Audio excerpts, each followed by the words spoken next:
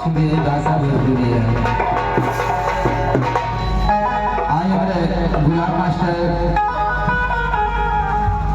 और बड़े भैया सलाम मास्टर जी का इशारा है भोजपुरी की तरफ की